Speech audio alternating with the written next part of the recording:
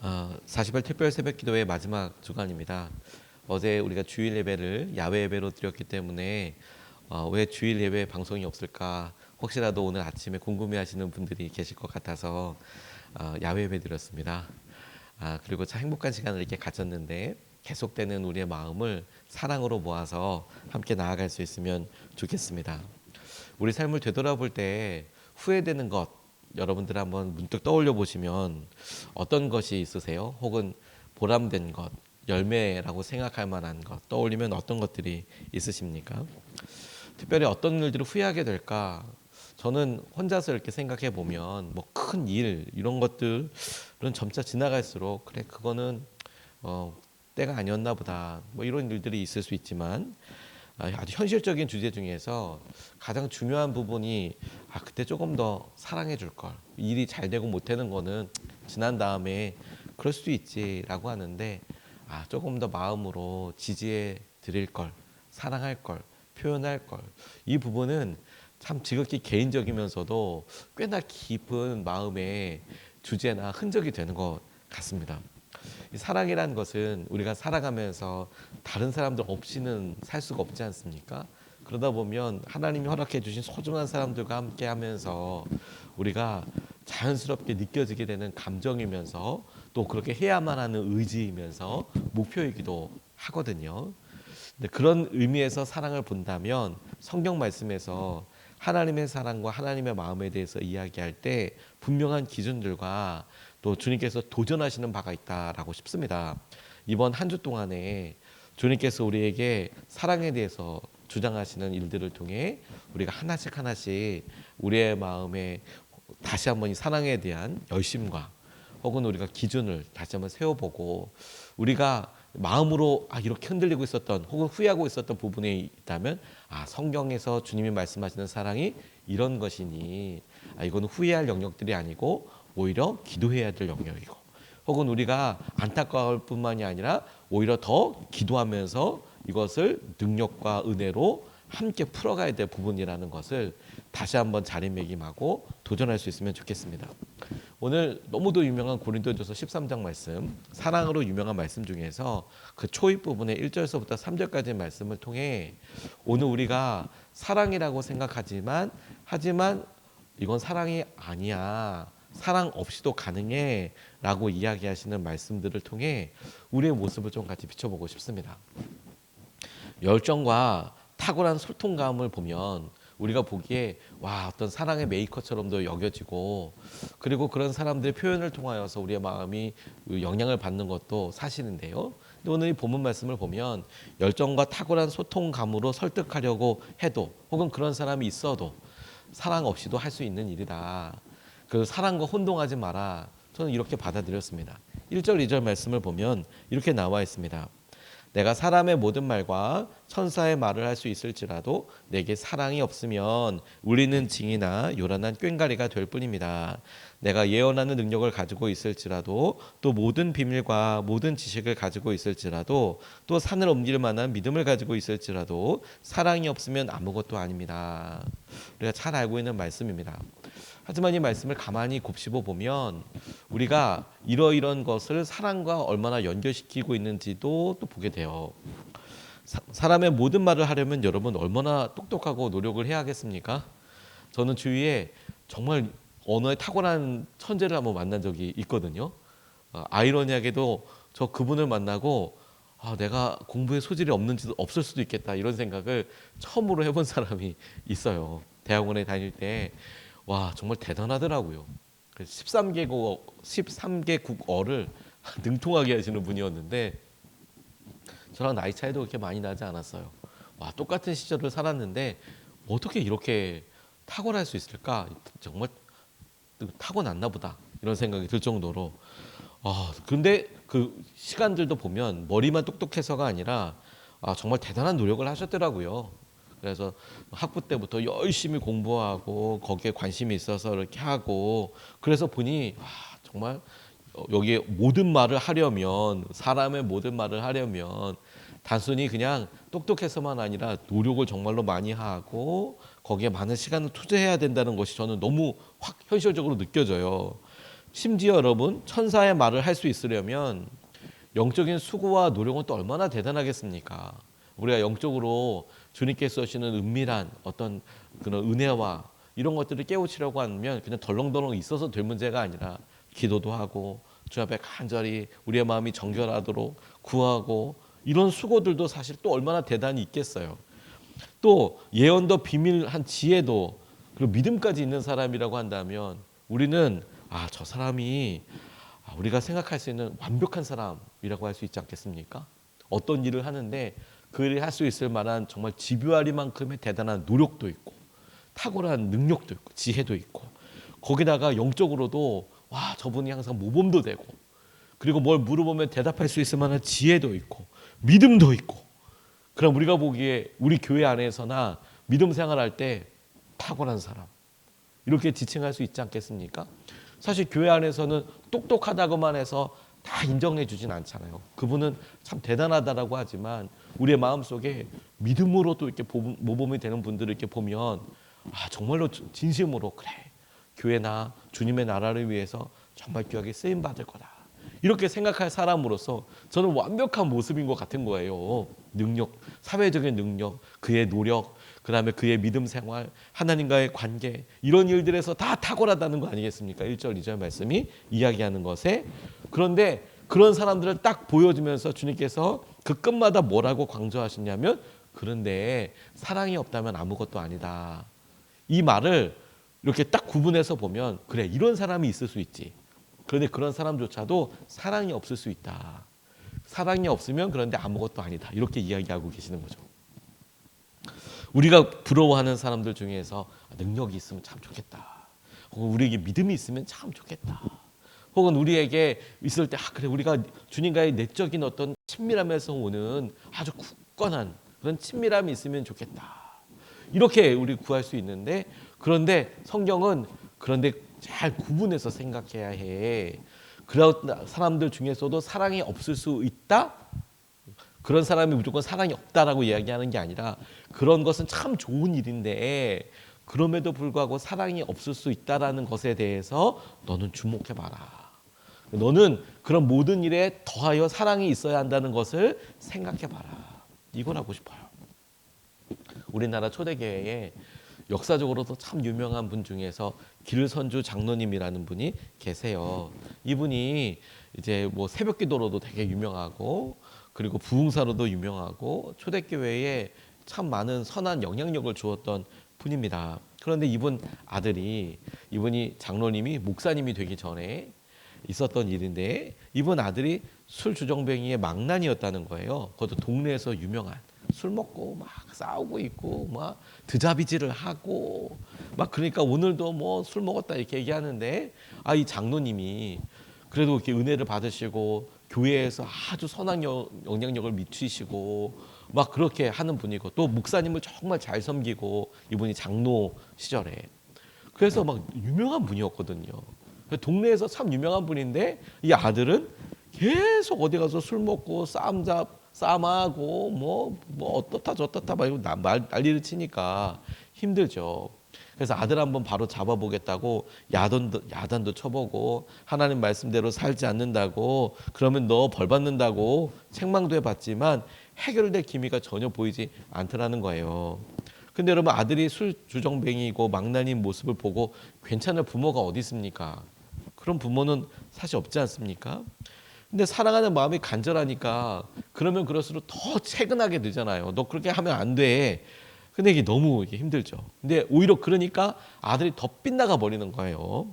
근데 어느 날 미국 선교사님이 보다가 너무 안타까워서 이렇게 말했대요. 길선주 장로님, 아들을 그렇게 저주하지 마세요. 채근하듯이 하면서 너 말씀대로 안다면 저주 받는다. 막 이런 식으로 얘기하지 말라고 오히려 좀 아들을 축복해 보세요. 이제부터는. 근데 이 말이 이 길선주 장로님의 마음에 주님의 음성처럼 들렸대요.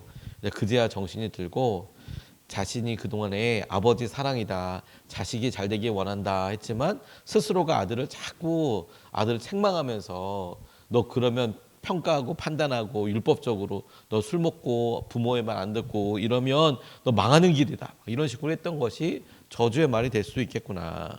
그래서 이후 이 목사님이 이 장로님께서 100일 동안 새벽 기도회를 하면서 아들을 위해서 축복하며 기도하리라. 내가 말로 막 이렇게 할 게 아니라 그래, 새벽에 일어나자마자 내가 아들을 위해서 오히려 축복하고 잘 되라고 기도하고 이렇게 해야겠다. 이렇게 작정했답니다. 그동안은 아버지의 눈으로 아들을 보았는데 이제는 예수님의 눈으로 아들을 좀 보게 해달라고 그렇게 기도했대요. 근데 입을 열어서 아들을 축복하려고 하니까 이 아버지인 자신이 정말 죽음을 경험하지 않으면 안 될 만큼 힘이 들더래요. 왜냐면 사랑하니까 야, 얘가 이 나이에 뭘 하려면 뭐 사업이라도 하려면 뭐라도 하고 뭐라도 준비하고 뭐라도 하고 이런 게 먼저 떠오르잖아요. 근데도 그래 잘 될 거예요 하나님. 얘 이럼에도 불구하고 하나님 축복해 주세요 이렇게 얘기하려고 하니까 이 길선주 장로님이 주님 앞에 열심과 마음을 갖고 있을수록 더 죽음을 통과하는 것 같더랍니다. 그럼에도 아버지의 눈으로 볼 때는 아들이 절망적이고 소망이 없고 문제 덩어리였는데 예수님의 눈으로 보니까 아들에게 하나님의 놀라운 계획이 있으시다는 거, 그리고 장래에 그를 통해 기적이 일어날 것임을 언젠지는 모르겠지만 그렇게 될 것을 고백할 수 있게 되더래요. 하나님은 못하실 일이 없고 반드시 아들을 변화시켜 주실 것이라고 믿어지니까 입술에서 날마다 처음보다는 더 짙은 사랑과 더 놀라운 고백들이 조금씩 더 나오기 시작하더래요. 그리고 새벽 기도를 작정한 100일이 끝나고 그 다음 날이 되니까 그래도 새벽 기도 시간에 새벽 기도 시간에 이렇게 기도하는데 갑자기 예배당 문이 벌컥 열리면서 아들이 만취한 상태로 예배당에 난입을 했대요. 그러더니 예배드리는 회중들 한복판에 털썩 주저앉아서 대성통곡을 하더라는 거예요. 대성통곡을 하면서 울더라는 거예요. 이후 아들이 참 많이 변화되게 됐다고 하는 그런 간증이 있습니다. 우리의 마음속에 여러분 믿음이 있고 그런 참 좋은 가정에도 이렇게 가만히 볼 때마다 조심스럽게 자녀를 위해서 간절히 기도하는 그런 믿음의 부모님들을 본 적이 있어요. 부모님들 믿음으로는 정말 참 존경하고 그런데 그 마음속에 드러내놓고 얘기도 잘 못하시는 거죠. 그런데 그런 마음과 생각들을 가만히 보면 사랑이 더하여져야 한다는 것에 대해서 여전히 우리에게 아주 굳건한 마음과 믿음으로 주님이 도전하신다고 싶어요. 외적인 것보다 마음의 사랑의 중심을 둬야 한다. 두 번째 이 본문 말씀이 사랑 없이도 할 수 있는 일로 참 진짜 놀라운 것을 얘기하는 게 뭐냐면 우리는 사랑의 표현으로 섬김과 희생을 이야기하지 않습니까? 우리가 어머니의 사랑에 대해서 이야기할 때 어머니처럼 우리에게 무조건적으로 이렇게 섬겨주시고 희생해주신 사랑이 있겠나? 아마 대부분은 다 동의하실 거예요. 그런 사랑과 희생에 대해서. 근데 이 본문 말씀은 참으로 놀랍게도 이 사랑을 구분하고 있습니다. 뭐라고 구분하고 있느냐? 3절 말씀을 보면 내가 내 모든 소유를 나누어 줄지라도 내가 자랑 삼아 내 몸을 넘겨줄지라도 사랑이 없으면 내게는 아무런 이로움이 없습니다. 이렇게 이야기하고 있습니다. 자신의 능력뿐만 아니라 다른 사람들을 위한 마음도 생각해 보는데 본문 말씀이 놀라운 것은 우리가 생각할 때 섬김, 그 희생의 대표적인 행동이 우리 다른 사람들한테 소유를 나눠주는 거 그거 아닐까요? 여러분? 우리가 다른 사람한테 우리가 갖고 있는 물질을 나눠주고 우리가 갖고 있는 시간을 나눠주고 우리가 갖고 있는 할 수 있는 그런 섬김의 것들을 갖다 준다면 우리가 표현할 수 있는 사랑의 대표적인 사랑 아닙니까? 표현 아니에요? 섬김과 희생은요? 사실 다른 사람들을 위해서 우리 거를 나눈다는 것은 쉽지 않잖아요. 아무한테나 그러는 건 아니잖아요. 뿐만 아니라 자신의 몸을 대신해서 내준대요. 이건 거의 우리가 봤을 때 희생과 소위 사랑이라고 이야기할 수 있는 끝판왕 아닙니까? 우리 몸을 내어주다니요.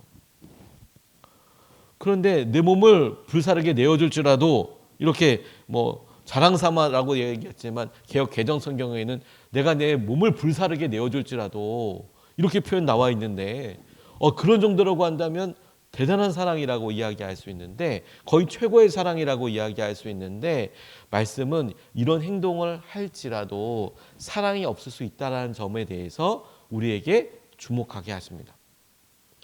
이 말은 우리가 하는 희생과 섬김이 필요 없다라는 게 아니에요. 그런 섬김과 희생을 하더라도 그 마음에 사랑이 없을 수 있음을 구분할 수 있어야 한다. 그러니까 그 행동과 이런 게 의미 없다는 게 아니라 그 마음에 온전한 사랑과 섬김을 더해야 한다. 행동으로서만 드러나지 않는 하나님께서 말씀하시는 사랑이 있다라는 점을 주목해야 한다는 거예요. 그래서 저에게 보면요, 대부분 사랑하려고 노력하는 분들이 기도할 때 절망적으로 기도하는 부분이 뭐냐면 내가 사랑이 없는 것 같아요. 가지고 절망하세요. 우리가 주위에 봤을 때는 저 권사님, 저 집사님, 저분 참 그래도 어떻게 아우르려고 하고 어떻게든 같이 이렇게 함께 하려고 이렇게 단도리를 하는데 정작 본인은 내가 사랑이 없는 것 같아요. 사랑이 없는 것 같아요. 라고 이제 고민하고 하게 되는 이유가 오히려 섬김과 사랑에 더 민감할수록 느껴지게 되는 마음이 있죠. 하지만 이것을 구분하되 우리가 방향을 분명히 세워야 할 것 같아요. 사랑이 없으면 아무것도 아니다. 이 말은 하나님께서 우리에게 말씀하시고 허락하시고자 하시는 사랑이 분명히 있다는 거 아니에요. 우리는 그 사랑이 아닌 섬김과 희생으로서 계속 증명하려고 하고, 혹은 우리가 증명을 봤을 때 막연하게 믿음이 있고 저 사람 예언을 할 수 있고 혹은 능력이 있고 그 과정에서 정말 탁월한 그런 사람이 있다면 부러워할 만한 사람으로서 그냥 부러워하지만, 하나님이 그럼에도 불구하고 하나도 부족하다고 생각하는 사랑이 있으며 섬김과 희생에서도 주님이 원하시는 사랑이 있다, 그거 하나만 생각해도 우리의 기준에서 내가 내 기준에 100%라고 생각하는 그 일을 위하여 희생과 섬김을 채우지 못할지라도 주님이 말씀하시는 사랑을 주목하게 되고, 이건 거꾸로 우리가 우리 스스로 생각할 때 난 실패한 것 같아요. 하지만 주님께서 말씀하신 사랑으로 인하여서 주님은 이것을 사랑으로 여겨주시고 생각하시겠구나, 그거 하나만 생각해도 오늘 우리가 우리 사랑 없음에 그렇게 좌절할 필요도 없고, 오히려 주님이 우리에게 도전하시고 말씀하시는 사랑을 좇아서 하나님의 사랑을 갈망하며 나아갈 수 있다라는 점이 중요하다고 싶어요. 박영석이라고 우리나라에 참 유명한 등반하시는 그런 분이 계십니다. 탐험대장이라고나 할까요? 이분이 인터뷰에서 가장 힘들게 올랐던 곳이 어디냐, 갔던 곳이 어디냐라고 물으니까 북극이라고 하시더래요. 이분이 1993년에 아시아 최초로 에베레스트 산을 무산소 등정, 호흡기 안 띄고 올라갔답니다. 대단하죠. 그리고 각종 기록을 세우면서 기네스북에도 올랐대요. 근데 2004년에 세계 최단 기록으로 무보급 남극점에 도달해 성공했대요. 그러니까 중간에 보급하지 않고 자기가 짐 다 들고 간 걸 말하는 겁니다. 근데 그 이듬해 2005년에 북극점에 도달해서 세계 최초로 산악 그랜드슬램을 달성했답니다. 이렇게 남극, 북극, 히말라야, 전 세계 높은 그런 산 있잖아요. 그걸 다 올랐다는 거예요. 그래서 기네스북에 올랐답니다. 그런데 이분이 그 중에서 제일 힘들었던 게 뭐냐고 물어봤더니 북극점 도전이 제일 힘들었다고 이야기하더래요. 2003년도 했는데 실패했답니다. 2004년에 남극점 가고 2005년에 재도전해서 한 거예요. 왜 힘들었냐 물어보니까 거대한 땅이 아니고 이게 얼음이더라는 거예요. 얼음. 그러니까 얼음이니까 움직이는 거예요. 그래서 북극점을 해서 열심히 갔는데 24시간 있으니까 자기도 쉬어야 될 거 아니에요. 자기가 쉬면 북극점이 바뀌어 있는 거예요. 얼음이니까 이 대륙이 이동해 있는 거예요. 자기가 왔는데 그 다시 출발지가 되더라는 거예요. 떠내려와서 다시 출발지가 되고 지나쳐 버리고 이 막 이런 일에서 북극점까지 가서 딱 이걸 찍어야 되는데 이게 대륙이 움직이니까 뭐 너무 힘들더라는 거예요. 그게 좌절이 돼. 이게 될까? 내가 딱 그 타이밍에 거기 가서 있을 수 있을까? 이게 너무너무 힘들더라는 거예요. 저희 예수님의 사랑에 대해서 이야기할 때 사랑에 대한 우리의 마음이 딱 그렇지 않을까 싶어요. 예수님에 대한 사랑 마음 딱 하려고 하는데 이걸 내가 어떻게 할 수 있을까? 어떻게 보게 될까? 내가 하려고 했는데 그 정확한 사랑을 쫓아가니까 움직이는 점을 쫓아서 찍으려고 하는 그 노력과 마음과 너무 비슷하다는 생각도 들어요. 그런데 여러분, 주님께서 우리에게 이야기하실 때 왜 예수님께서는 사랑하느냐고 물으셨을까? 마지막에 베드로에게나 네가 나를 사랑하느냐 왜 물으셨을까? 저는 실패가 없기 때문이라고 싶어요. 우리는 계속 실패감을 느끼지만 주님께서 우리에게 말씀하시고 이끌어 주셔서 너 사랑하도록 해봐라. 하나님, 우리가 혼자 사랑할 때는 계속 실패하는데요. 계속 없는데요. 그래서 우리의 기준을 우리가 하고 있는 마음으로서 열심과 열정이 아니라 사랑이 없으면 아무것도 아니야 말씀하시는 주님의 말씀을 보고 그러면 하나님의 사랑으로 사랑해 주세요. 주님의 사랑으로 회복해 주세요. 이 바른 모습과 그리고 태도를 갖게 되는 것이죠. 여러분, 우리는 우리의 사랑으로 만족하고 끝나는 것이 아니라 주님의 사랑으로 사랑할 수 있도록 구하고 의지하는 것을 목표로 삼는 사람입니다. 우리의 행동은 어떤 때는 지극히 사랑에 합당한 표현이지만 어떤 때는 다른 사람들에게 부담이 될 수도 있겠죠. 특별히 아주 사랑하는 사람에게. 하지만 우리는 행동으로서 우리가 어떤 권리나 이런 일들 주장하지 않습니다. 우리는 끊임없이 다시 구분하고 다시 순종합니다. 주님의 사랑으로 사랑하게 해주십시오. 예수님의 사랑으로 사랑하게 해주십시오. 주님, 사랑이 없으면 아무것도 아니라고 하여 주셨는데 이 사랑이 우리의 마음에서 오는 감정적인 그런 것을 넘어서서 주님의 사랑으로 사랑하고 주님의 사랑으로 노력하고 주님의 사랑으로 함께하게 해주십시오.